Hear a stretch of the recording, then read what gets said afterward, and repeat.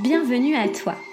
Je t'invite, pendant une quarantaine de minutes, à rejoindre une discussion impactante auprès de celles et ceux qui repensent notre relation au vivant. Je suis Manon Sala et je chemine depuis longtemps pour comprendre le lien systémique entre le bien-être individuel et l'élan du collectif. Alors, es-tu prête à m'accompagner dans ce jeu de pistes afin de semer ensemble les indices vers une nouvelle conscience?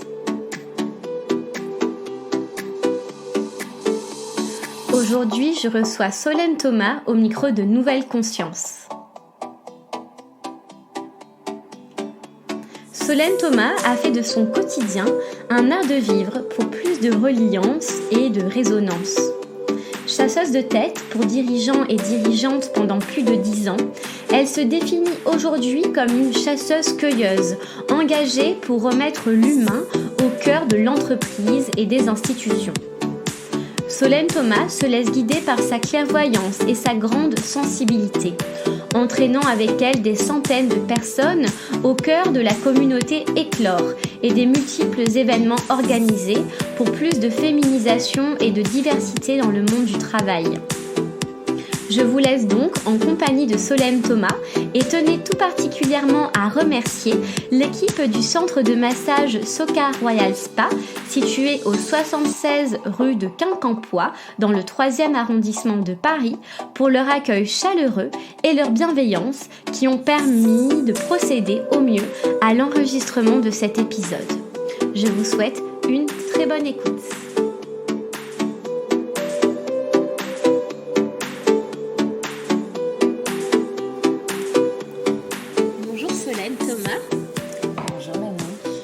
De te retrouver dans cet endroit. On est dans un havre de paix au milieu des statues de Bouddha. Peut-être que vous entendez, il y a une petite musique classique en fond, en tout cas dans ce cadre très chaleureux. J'aimerais te proposer de commencer par te présenter avec le cœur et en conscience. C'est une façon de faire que je propose à mes invités, donc c'est à toi.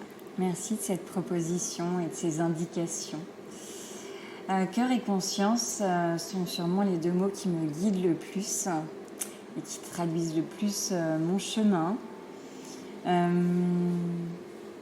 J'ai envie de me décrire à travers 3 niveaux logiques différents, très présents dans ma vie.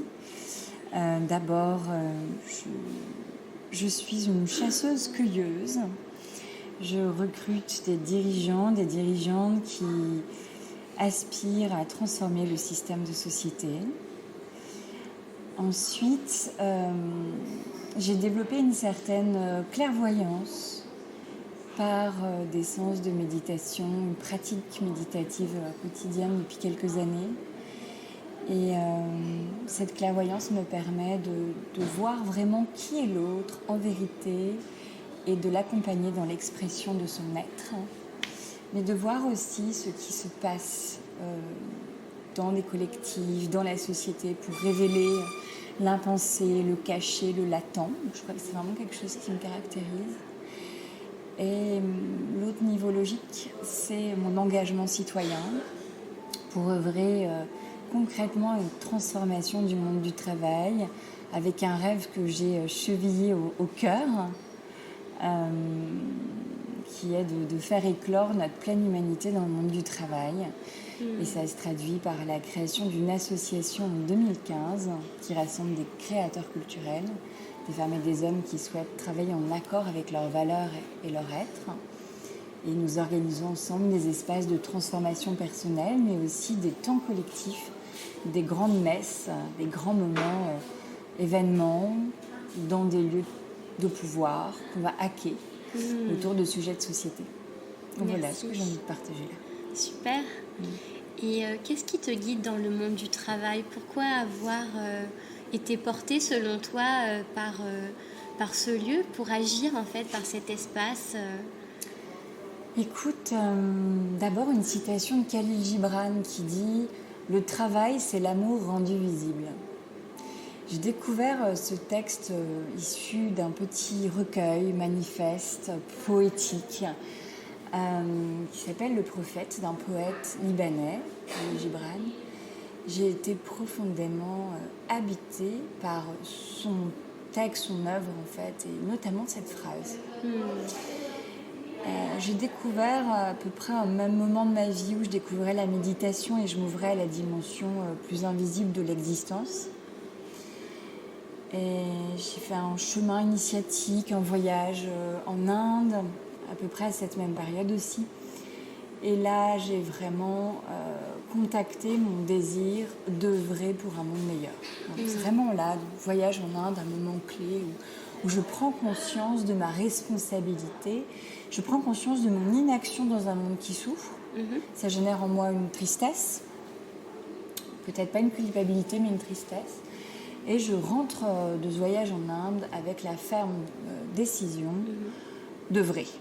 Vraiment, d'œuvrer. Œuvrer, dans ce mot-là, il y a le O et le E ensemble liés. C'est une syllabe présente dans de nombreux mots créateurs. Fœtus, œuf, œil, cœur. Voilà. Ouais. Et je me suis dit, j'ai un peu découvert le langage des oiseaux, je me suis dit que le O et E ensemble, c'est vraiment syllabe qui crée le nouveau. Dans l'œil, on regarde et on est regardé. Dans l'œuf, on éclot et on éclot. Dans le cœur, on donne et on reçoit. Donc il y a ce double mouvement chaque fois. Et pour revenir à ta question,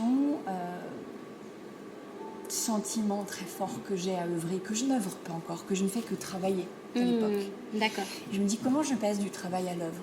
Vraiment, ça c'est D'accord. comment moi, personnellement, j'arrête de travailler, j'arrête d'être asservie à un endroit et de servir un système qui aliène, qui exploite. Et je suis consentante. De toute bonne volonté, je vais au travail. Voilà. Comment je change radicalement ma manière d'être au monde du travail. Et là, je commence un vrai chemin où je pars à la rencontre de personnes qui se posent des questions, qui œuvrent, que ce soit des acteurs du changement, des sociologues, des psychologues, des coachs, des dirigeants. Voilà, je commence ce chemin, partir à la rencontre d'eux, et je me lie avec certains, certaines, et ça devient une communauté. Voilà. Et Clore est né comme ça, d'un désir profond d'œuvrer, et c'est nourri de toutes les rencontres que je fais depuis, que je fais au quotidien. D'accord. Maintenant, tu as la sensation d'œuvrer au travail ou toujours de travailler? Je ne travaille plus. Oh. Je ne travaille plus du tout. Depuis que j'ai lancé mon propre cabinet de recrutement, où je ne fais pas de chasse, mais de la cueillette. Et donc quand même, je me faisais ce constat aujourd'hui avec un candidat qui a aussi ce désir d'œuvrer et qui me questionnait. Je crois que la prise de conscience a eu lieu en 2013 et il m'a fallu presque 10 ans, en tout cas 8 ans très exactement, pour passer de la prise de conscience que je voulais œuvrer à ma capacité à créer des conditions effectives dans lesquelles je peux œuvrer. D'accord. Il m'a fallu 8 ans. Ouais. Et elles sont là aujourd'hui? Aujourd'hui, elles sont là. J'ai en fait été dans un cabinet de recrutement où j'étais salariée. Cette tour d'observation m'a vraiment permis de nourrir mes réflexions sur les dysfonctionnements systémiques, sur tous les problèmes du monde du travail dans le cabinet dans lequel j'étais, mais qui n'est finalement qu'un exemple parmi les autres. C'est-à-dire que c'est une norme en fait. La souffrance au travail, le malaise au travail est une norme de société. Et donc je suis allée vraiment chercher à comprendre ça en vivant moi-même dans cet écosystème. Et puis à côté, j'ai créé Clore, qui était pour moi un laboratoire d'expérience sur comment faire autrement, apprendre à se connaître personnellement mais collectivement. Et donc pendant des années, j'ai articulé ces deux vies de salariat et d'observation et d'entrepreneuriat associatif. On parle d'assaut entrepreneur, qui m'a permis de créer moi-même de nouvelles normes, de me planter aussi. Je pense qu'on ne peut éclore qu'en se plantant. Et en articulant les deux, ça crée une dialectique en fait, qui m'a permis de grandir jusqu'au jour où j'ai pu m'émanciper du système patriarcal salarial pour créer ma propre activité. Mais j'ai eu besoin de tout ce temps. Et je suis heureuse d'avoir pris ce temps. Si j'étais partie plus tôt, quand j'ai eu les prises de conscience, je n'aurais pas été prête. C'est-à-dire qu'entre le moment où j'ai pris conscience que ça dysfonctionnait et que je désirais œuvrer, moi-même, je n'étais pas encore prête. Oui. Tu vois, on vit aussi la réalité dans laquelle on est immergé correspond aussi à notre propre niveau d'incarnation. Oui, tout à donc fait. entre la prise de conscience et l'incarnation, il peut se passer des jours, des mois, des années, des décennies, peut-être des vies. Oui. Oui, tout à fait. En t'entendant parler, j'ai quelques questions qui résonnent en plus de celles que j'avais prévues. Mais déjà, là, pour toi, du coup, le travail salarié serait un modèle patriarcal, s'intégrerait dans un modèle patriarcal dominant dans notre société En tout cas, le occidentale. salariat actuel, c'est-à-dire le salariat dans des environnements où il y a peu de partage de pouvoir, de connaissances et de capital. Donc, c'est pas une critique du salariat dans l'absolu, mais le salariat de nos sociétés capitalistes avec très peu de partage du pouvoir, de la connaissance et du capital est un système qui est un endroit où exploite les personnes humaines. Après, je pense qu'on peut faire évoluer le salariat. Il y a d'autres modèles à inventer. Certains existent, des modèles mutualistes, coopératifs, etc. Mais le salariat classique dans des entreprises qui ne partagent pas, voilà, ces différents capitaux, me semble un modèle dépassé ou à dépasser. À dépasser. Et notamment, dans une de tes interviews, tu expliques que restaurer de la diversité finalement dans le lieu de travail et notamment les lieux où se prennent les décisions permet de prendre de meilleures décisions sur le long terme et même, pour rester dans le vocabulaire de l'entreprise, va permettre un regain d'efficacité aussi. Donc comment justement cette diversité, à la fois masculin, féminin, patriarche et matriarche aussi, que chacun se complète, comment ça va construire et finalement faire évoluer l'entreprise vers plus de respect de ses objectifs, mais surtout des humains qui sont à l'intérieur. En fait, on peut s'inspirer de la nature. Plus il y a une biodiversité végétale, animale, plus la nature est abondante, luxuriante, il y a des dialogues entre les végétaux, entre les animaux. C'est permacole, tout ça. Et quand on voit la réalité de notre société, moi je vis à Paris, je trouve que c'est une chance d'être à Paris. Je vois la diversité humaine, générationnelle, culturelle, handicap, orientation sexuelle, que sais-je encore. C'est ce foisonnement humain. Prendre le métro, c'est sociologiquement passionnant. Et puis après, quand vous arrivez dans les entreprises, tous ces humains sont hiérarchisés selon leur genre et leur couleur. C'est-à-dire que tout en bas de l'échelle, on est plutôt de couleur, plutôt noir, plutôt femme. Et puis tout en haut, on est plutôt blanc et plutôt homme. Tout simplement. Il y a une hiérarchisation qui se fait. Et donc, ce n'est pas respectueux de la richesse, de la diversité humaine. Et la diversité, on peut aller plus loin, c'est de la mixité. On peut avoir une diversité dans les entreprises, mais elle est hiérarchisée. Voilà. Effectivement, il y a bien 50% de femmes dans telle boîte, sauf qu'elles sont juste tout en bas et pas en haut. Donc, en fait, ça me semble être du bon sens. Il y a énormément d'études qui montrent les corrélations entre de la mixité dans des instances dirigeantes et les big data. Il existe un foisonnement d'études. Mais j'ai envie de dire, il n'y a pas besoin d'en faire la démonstration. C'est du bon sens. Quand on met une diversité d'intelligence, de parcours, de sensibilité autour d'une table et qu'on sait faire fonctionner cette diversité, à savoir que chaque personne a effectivement voix au chapitre, on est plus intelligent, simplement. Et toi, comment tu fais dans ton cabinet pour justement orienter tes entreprises avec lesquelles tu travailles, les orienter vers plus de diversité ? J'essaye d'abord de comprendre quel est leur besoin réel. Juste de ne pas me contenter de ce qu'ils me disent ou ce qu'elles me disent avoir besoin, mais comprendre quel est le vrai besoin derrière. Souvent, un décideur peut dire, moi je cherche une personne qui va avoir 35-40 ans, qui a tel diplôme. Et déjà, c'est standardisé à un endroit, sa tête. Donc, ok, pour ce job, est-ce qu'on a vraiment besoin de ce diplôme ?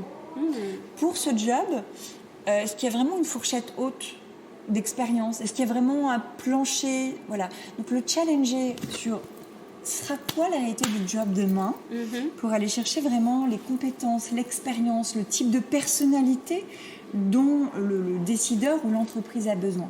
Donc revenir à une vraie compréhension du besoin. Ça, c'est préliminaire. Tu vois.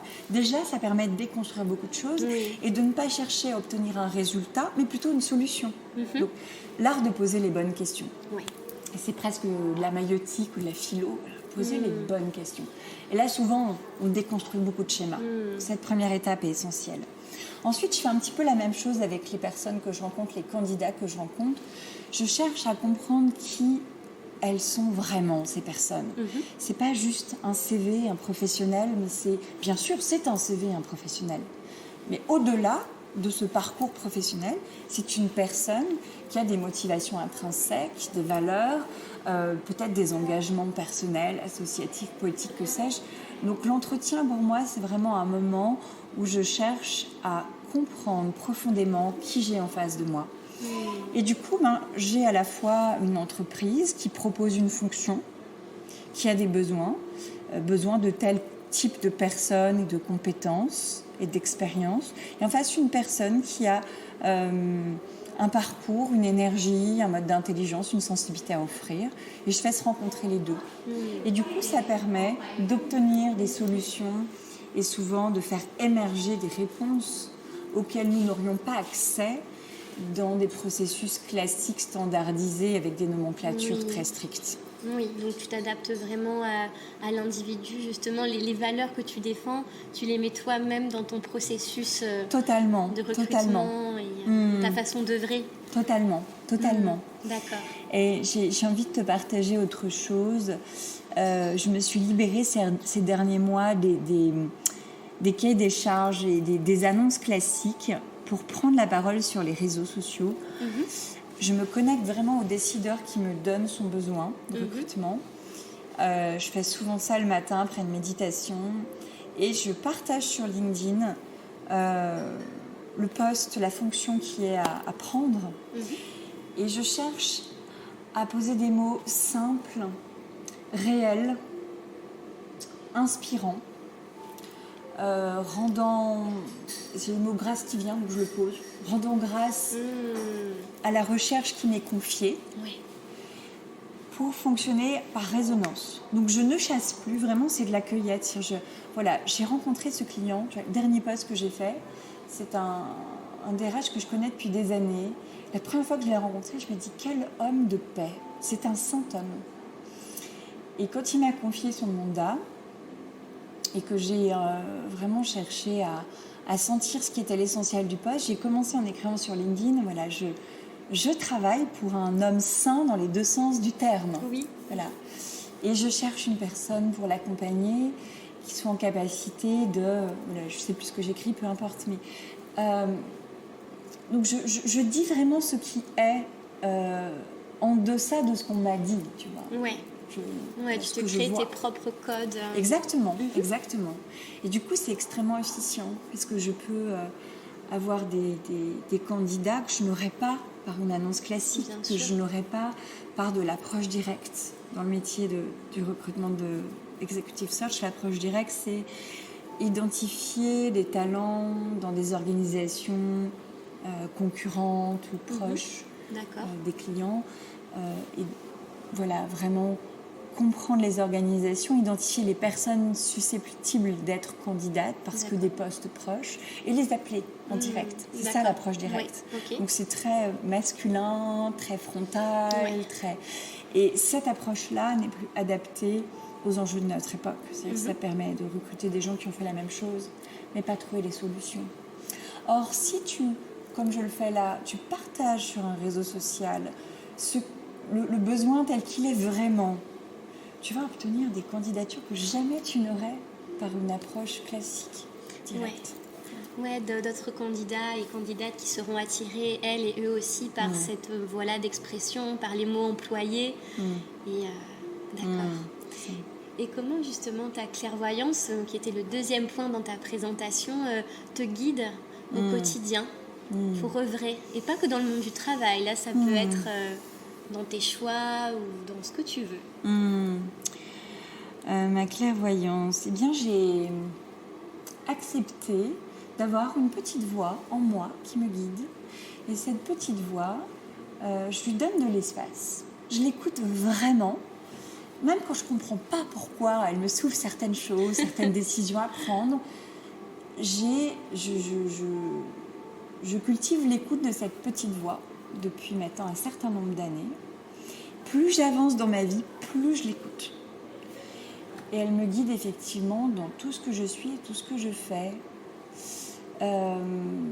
J'apprends à lâcher prise avec le mental et à donner un vrai crédit, et même plus que du crédit, une autorité. Et donc, je vais rester dans le monde professionnel, mais mon personnel, ça fonctionnerait aussi. Quand j'entends cette petite voix me dire quelque chose qui n'est pas conforme à ce que j'entends de mon interlocuteur, je vais être porte-voix de cette petite voix, tu vois. Et quand j'ai un candidat qui me dit qu'il a tel désir, telle aspiration, qu'à l'intérieur de moi, ça fait « non, c'est pas vrai ça », eh bien, je vais confronter la personne, que ce soit un client ou un candidat, à dire « là, vous me dites ça, mais je ressens autre chose. Qu'en est-il vraiment ?» Et je peux même être assez piquante. Et c'est puissant pour avoir accès à la vérité de l'être. C'est vraiment puissant. Donc voilà, c'est un exemple. Après, effectivement, c'est d'abord dans mon chemin d'écoute de cette clairvoyance, c'est lâcher prise avec le mode de pensée de notre société qui nous dit tout le temps il faut démontrer, il faut être sûr, il faut argumenter, il faut... Alors, ma petite voix, elle ne donne pas nécessairement de démonstration mathématique.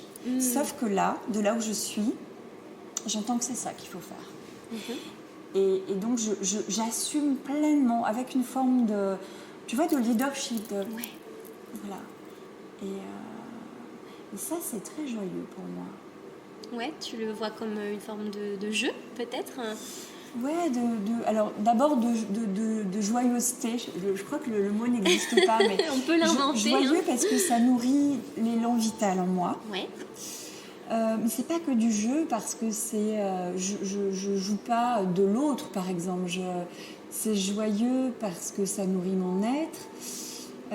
C'est fécond aussi, c'est-à-dire que ça crée des points de bascule, ça. Voilà, et je sens que dans notre société actuelle, ce qui est de l'ordre du sensible n'a pas de crédit. Et moi, je donne du crédit, de la valeur et de l'autorité à ça.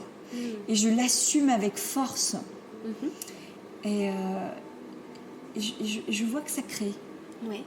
Il y a deux sens là, ça crée d'ailleurs. Ouais. Ça crée, tu vois. Et je crois que le monde meurt de cette surrationalité.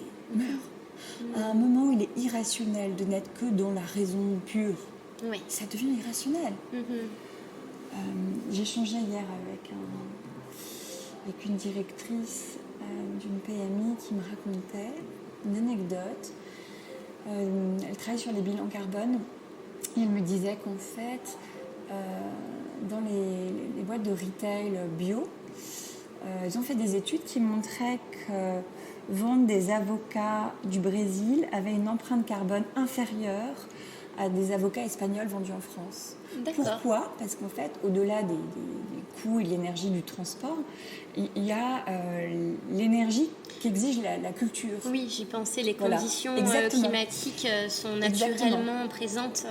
Exactement. Ouais. Et donc, en fait, cultiver des avocats en Espagne, c'est très coûteux en termes d'eau et que sais-je. Et donc, ça défie notre raison première. Alors, aujourd'hui, on peut faire des études pour démontrer ça, mais à plein d'endroits, en fait.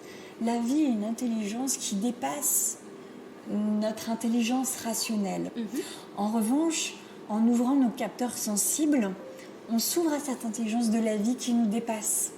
Et donc, moi, c'est vraiment ce que j'ai appris, ce que je cultive. On n'a évidemment jamais fini d'apprendre, mais je cultive cette intelligence de la vie.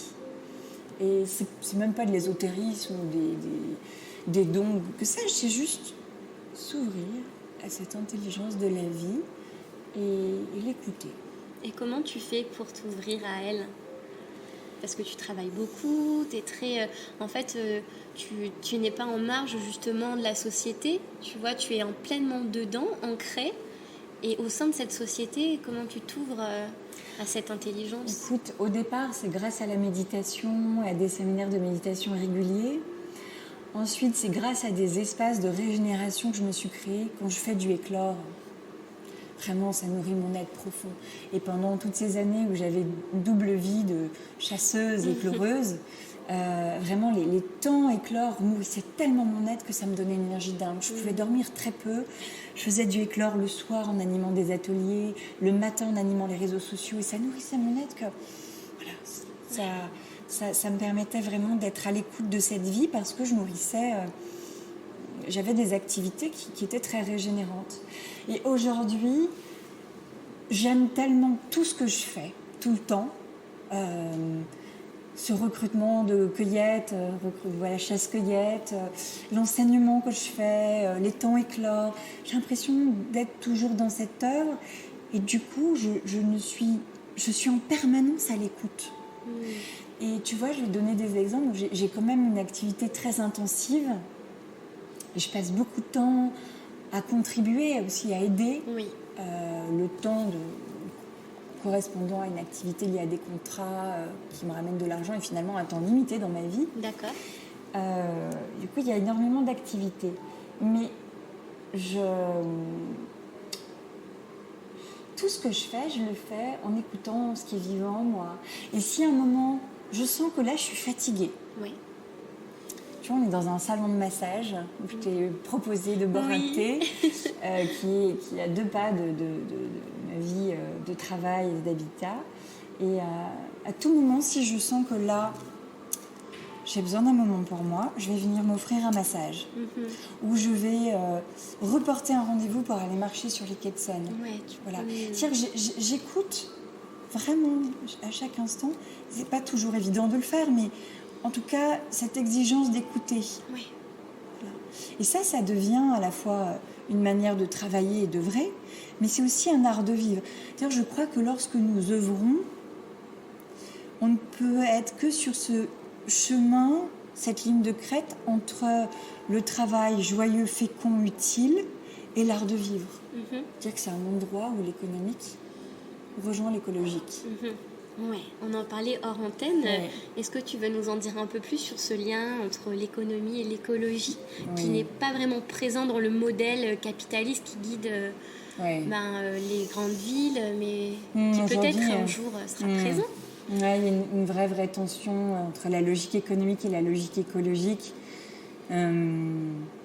Hier soir, j'étais à une conférence à Sciences Po avec des acteurs de l'ESS qui nous partageaient effectivement que dans le monde de l'ESS, il y a insuffisamment d'économique et insuffisamment de moyens et finalement des modes organisationnels qui peuvent être aliénants alors qu'on est au service de causes qui ont du sens. Et dans le monde économique traditionnel, il y a plus de moyens et il n'y a pas la finalité. Il y a cet enjeu d'époque de permettre à l'un et l'autre d'avancer ensemble. Aujourd'hui, on est encore dans des rapports de force, c'est-à-dire que dans le monde économique, les enjeux écologiques, on peut parler d'enjeux RSE, de responsabilité sociale et environnementale, restent assujettis aux logiques économiques. Il y a que les dirigeants, je parlais avec un dirigeant récemment qui en témoignait, sont d'accord pour avoir des leviers RSE parce que ça permet de faire du business. Oui. Parce qu'il y a des pages RSE dans les appels d'offres, parce que... donc c'est problématique parce que l'économique doit servir l'écologique et pas l'inverse. Et dans le hors-ligne, on se questionnait sur l'étymologie. Tu faisais remarquer qu'il y avait la maison qui était présente, avec le mot grec qui est... Oikos. Merci. On retrouve dans éco, écologique, économique, oikos, du grec oikos, la maison, l'habitat. Et puis, nomos et logos. Tu te souviens de ce qu'on a lu ? Alors, je t'écoute. Alors, nomos, c'était les règles de la maison, donc autour du droit, des systèmes politiques. Et après, logos, c'était la connaissance de cette maison. Oui, exactement. Nomos, administration, étymologiquement, qui signifie administration de la maison, la gestion. D'accord. Et logos, écologique, écologos, logos, qui signifie silence ou discours en grec. Et on voit bien là la tension, c'est-à-dire la gestion de la maison devrait se faire en fonction de la connaissance de la maison. Voilà. Donc on établit des règles en fonction de ce qui est juste, de la science, et non pas l'inverse. Et aujourd'hui, c'est l'inverse. Voilà.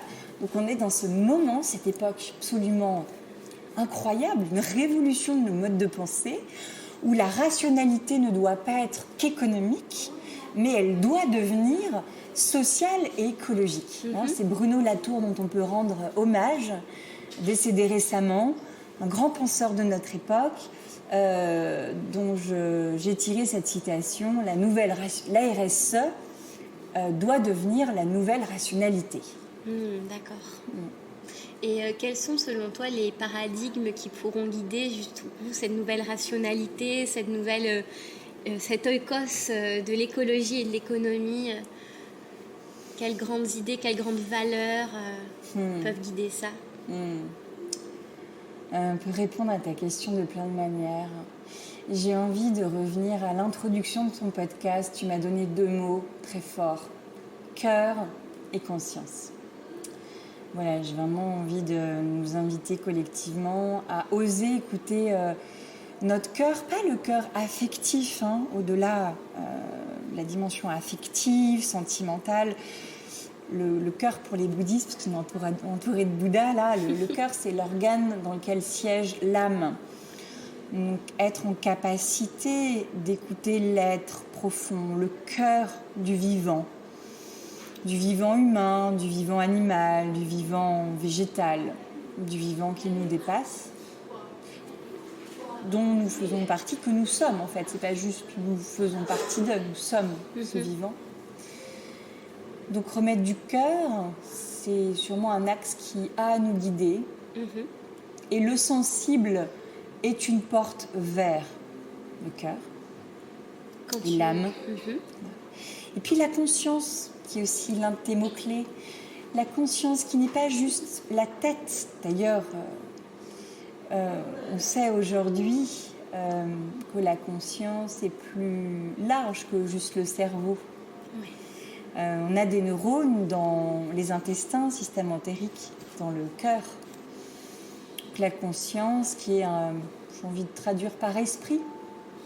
Donc aller chercher l'âme et remettre de l'esprit. Super. Merci Solène. Merci. Est-ce que tu aurais des conseils à donner pour réussir à mettre de l'esprit? Des pratiques, tu parlais de méditation, tu disais en fait finalement que c'était un art de vivre au quotidien. Ce que j'ai envie de dire, c'est j'ai envie de nommer ce que je vois. Et là, je te vois en face de moi. Et je vois cette nouvelle génération que tu représentes, cette Manon des Sources, qui va rencontrer en vérité, avec pertinence, avec bienveillance, avec exigence. Je trouve que cette pratique d'aller rencontrer l'autre, en vérité, de s'intéresser réellement, de mettre du cœur et de la conscience tel que tu le fais dans la création de ton podcast et dans tous ces épisodes que tu as créés. Ça, c'est une vraie voie pour la transformation de notre époque. Donc, tout le monde n'a pas à créer son podcast, tout le monde n'a pas les talents, l'énergie, etc. Mais tout le monde a la possibilité d'aller à la rencontre. Voilà. Et la rencontre, c'est aller à la rencontre des siens, ses sœurs, ses frères, ses parents, ses grands-parents, d'abord sa famille. Allez les rencontrer vraiment. Et puis, c'est son village, son quartier, sa ville, rencontrer le boulanger. Là, il y a des éboueurs qui passent. Oui, on va les entendre. On les entend peut-être dans le podcast. Allez à la rencontre. Mais c'est aussi faire ce qu'on fait là, ici, maintenant. Ici, on avait besoin d'un lieu pour ce podcast. Il y a eu un changement d'adresse dont je suis responsable. Et puis, c'est regarder. Là, on est dans la rue. Tiens, si on allait dans cet institut de massage, il y a un espace salon, on sera bien. On va demander si c'est possible. On ouvre la porte. Ouais. Et on accède à un lieu merveilleux. La personne nous offre un thé, nous dit bien sûr venez, vous êtes comme chez vous. C'est ça en fait le nouveau monde. Tu vois, c'est pas que des grandes idées révolutionnaires. Ouais. Et dans notre exemple très pratique, mettre du cœur, c'est écouter notre petite voix. Oh, et si on rentrait dans ce salon? Et la conscience, c'est voir, c'est regarder. Et ah ben, il y a ce salon, tu vois.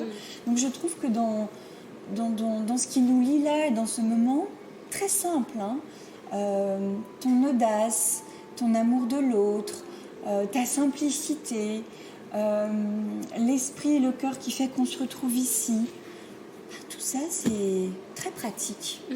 Oui, tout à fait. Voilà, c'est pas de l'ordre de l'idée ou de l'idéal en fait, c'est vraiment cultiver une façon d'être et d'ouvrir les yeux. Exactement. Ouais. Exactement. Merci beaucoup. Solène, avant qu'on se quitte, est-ce que tu pourrais me donner, s'il te plaît, la définition pour toi d'une nouvelle conscience? Voilà. Dans conscience, en langage des oiseaux, il y a con et il y a science. Je ne vais pas directement définir conscience, mais j'ai envie de jouer avec ces deux syllabes. Conscience. Conscience. Si. Et si seulement on quittait ce paradigme du tout science et s'ouvrir à son complément. Le complément de la science dans le taoïsme, c'est l'art. Oui. L'art. La science objective tout court, pense l'objet. Et on est aujourd'hui dans la religion de l'objet. Puissons-nous être dans la culture du sujet. L'artiste est celui qui ose créer, ose regarder, ose dire à partir de son propre monde, et non pour se conformer au monde des objets.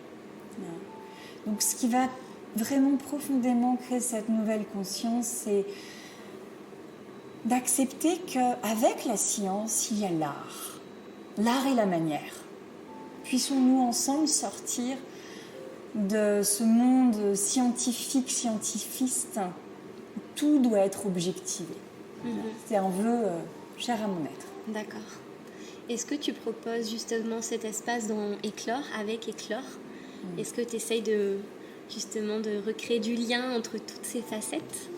Oui, sûrement. Éclore, c'est vraiment la création d'espaces de conscience et d'amour pour que chacun puisse venir tel qu'il ou elle est, exprimer son être connu, se créer, devenir artiste de sa vie et artisan de son travail.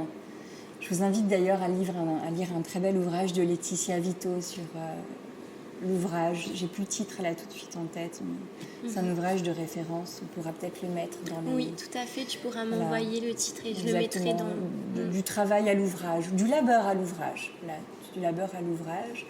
Et donc, créer ces espaces où on peut remettre de l'art dans sa vie pour inventer son travail, quitte à retourner et à être dans des modes d'existence très scientifiques, de technique, de science, mais en allant chercher aussi notre énergie dont on a besoin. Oui, d'accord.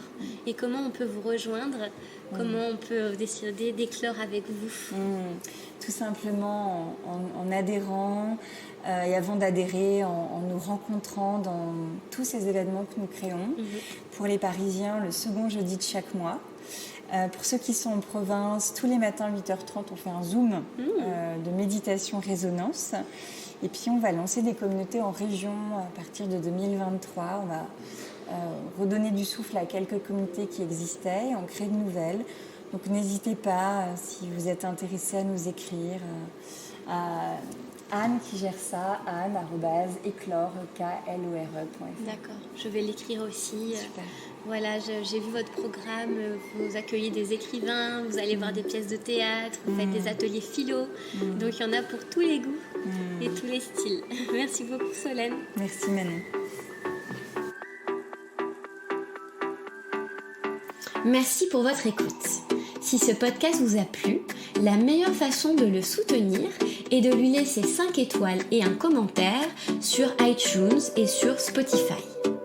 Vous pouvez aussi vous abonner au podcast sur la plateforme de diffusion de votre choix. Ça se fait en un clic, ça prend 2 minutes et ça fait toute la différence pour moi. Aussi, si vous souhaitez suivre le podcast au quotidien, je vous invite à vous abonner à son compte Instagram @nouvelle-conscience ou à consulter régulièrement son site internet nouvelleconsciencepodcast.com. J'espère que cette discussion aura pu vous donner des idées et vous rapprocher d'une vision globale, systémique de l'écologie. Je vous souhaite de suivre vos rêves, d'avancer sur votre chemin et d'écouter un peu plus chaque jour cette petite voix qui vibre à l'intérieur de vous. Bonne journée et à très vite!